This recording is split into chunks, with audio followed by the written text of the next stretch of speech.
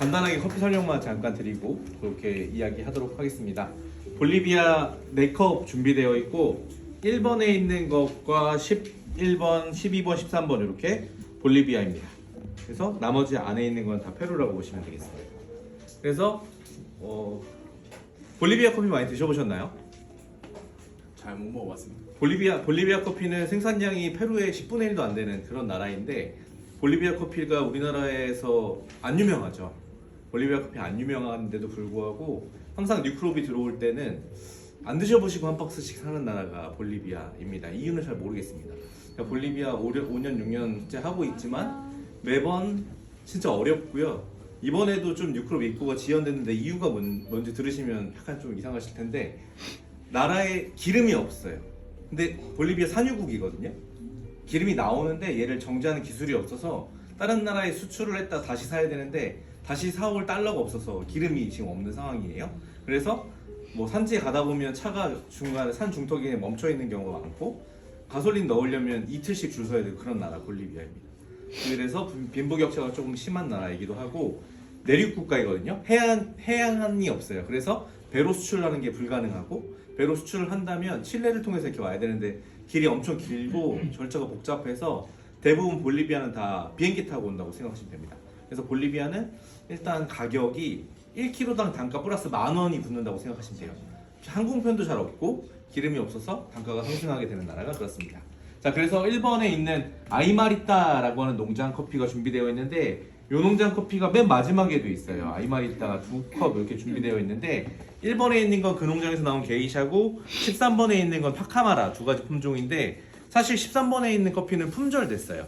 근데 뭐 볼리비아 커피 많이 안 드셔보셨을 테니까 한번 맛보시라고 제가 갖고 온 커피가 13번에 있으니까 요 커피가 같은 농장에서 나온 커피다라고 보시면 되겠습니다. 볼리비아 커피는 고도가 높을까요? 낮을까요? 높습니다. 그럴 것 같으시죠? 근데 볼리비아는 생각보다 고도가 높진 않습니다.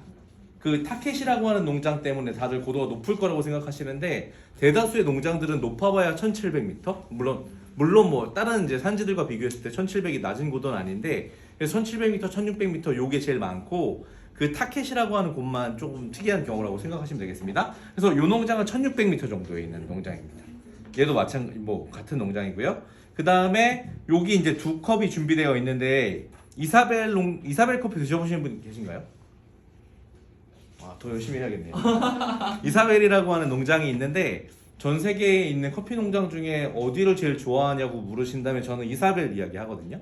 근데 이사벨 농장이 갖고 있는 여러 가지 가치 중에 저는 여기 사람들을 너무 좋아하기 때문에 이 농장을 좋아하는데 여기에 농장주 이름이 페르난도라고 하는 친구인데 페르난도는 농업을 전공했고 볼리비아 사람이고요. 또 농업을 전공해서 코스타리카에 유학을 갔어요.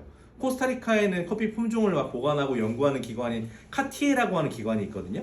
우리가 지금 뭐 품종을 구한다고 하면 공식적으로 요청해서 그 WCR에 나와 있는 품종을 살 수 있는 데가 카티에라고 하는 기관이에요. 거기서 유학을 했고 그리고 나서 파나마 에스메랄다 농장에 가서 일을 하다가 볼리비아에서 농장을 하는 친구예요. 그래서 여기에서 재배하고 있는 게이샤는 다 에스메랄다의 종자랑 같다고 합니다. 그래서 어쨌든 그런 친구가 재배하고 있는 곳이고 이사벨 커피는 매년 수입이 되고 있는데요. 사실 입고되기 전에 다 끝나는 경우가 많은데 이번에도 제가 어렵사리 뭐 커피를 좀 확보를 했는데 워시드 게이샤 11박스, 내추럴 게이샤 9박스 이렇게 확보를 했는데 한 70%는 끝난 것 같습니다. 그래서 오늘 맛보시고 만약에 마음에 드신다면 아직은 재고가 남아있으니 확보하실 수 있는 커피들이 될 것 같고요. 그래서 어쨌든 사람들이 되게 특별하고 이 농장에서 제가 많은 것들을 배워서 제가 하는 세미나에 뭐 수학과 관련된 부분이나 혹은 뭐 여러 가지 그런 재배와 관련된 부분들은 이 친구들한테 배운 부분이 많고요. 일단 버번 내추럴은 제가 처음 가지고 오는 커피인데 요거는 제가 10박스 확보했는데 지금 다 팔리고 3박스 남았거든요. 요것도 마찬가지로 그분들이 안 드셔보셨습니다. 여러분들이 드셔보시면 여러분들이 더 먼저 드시는 거거든요. 어쨌든 그런 커피가 여기 준비가 되어 있어서 제가 오늘 특별히 해운대에서 2컵 까는 거니까 한번 맛보시면 좋겠고요. 나머지는 다 페루인데 그거 한 가지만 더 말씀드릴까요? 요 아이마리따라고 하는 농장은 있는 지역이 꼬로이꼬라고 하는 지역이에요. 꼬로이꼬라고 하는 지역이 있고 까라나비라고 하는 지역이 있거든요. 볼리비아 생산 지역이에요. 두 개 중에 어떤 걸 더 많이 들어보셨나요? 까라나비. 까라나비 많이 들어보셨죠? 네. 볼리비아에서 나오는 커피의 80%는 다 까라나비에서 나옵니다. 근데 요 아이마리타 농장은 꼬로이꼬에 있어요. 그래서 요거는 꼬로이꼬는 볼리비아 중에 한 10%? 그리고 산타크루즈라고 하는 더 밑에 남쪽 지역에서 또 나오고 하는데 어쨌든 꼬로이꼬에서 나온 건데 꼬로이꼬라고 하는 마을은 우리나라에 또 뭘로 유명해졌냐면 태어난 김에 세계 일주라고 하는 예능 보신 적 있으신가요? 기안84가 막 케이블 타고 가서 친구 사귀고 했던 거기가 꼬로이꼬 마을입니다. 그래서 뭐 그런 동네가 있다. 아이마리타는 거기서 나온 커피다라고 생각하시면 되겠습니다. 자, 일단 볼리비아는 대충 그렇고요. 그 다음에 페루는 페루 커피를 많이 드셔보셨나요? 페루는 사실 뭐 먹어봤다라고 하더라도 우리나라의 13배 크기거든요. 그래서 북쪽과 남쪽이 같은 나라라고 보기에도 조금 애매한 부분들이 있어서 어느 지역에서 나온 커피인지 알고 드시는 게 좀 필요할 것 같은데 맨 위에 있는 아구아 스칼리엔테는 남쪽 지역에서 나온 커피입니다. 여기는 농장이 있으면 여기에서 산을 하나 이렇게 넘어가면 마추픽추가 나오는 그런 마을이에요. 그래서 쿠스코라고 하는 동네에서 나온 커피고요. 그리고 여기 라플로르부터 요 밑에 있는 디아만테까지는 이건 북쪽입니다. 생산 지역 이름은 까마르카라고 하는 지역인데 아마 여러분들이 드셔보신 커피 중에 대다수는 다 까마르카에서 나오지 않았을까라고 생각하고 있고요. 여기 산타테레사라고 하는 커피는 오늘 커피 중에 버번과 함께 내추럴 커피가 하나 준비되어 있다고 말씀드리고요. 얘는 아마조나스입니다.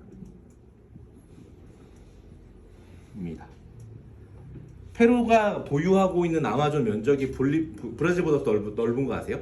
그래서 여러분들이 그 아마존 여행 가고 싶으시면 페루 가시는 게 악어 고기 먹고 뭐 이런 거 있잖아요. 그거 하실 수 있는 곳입니다. 저 안 가봤습니다.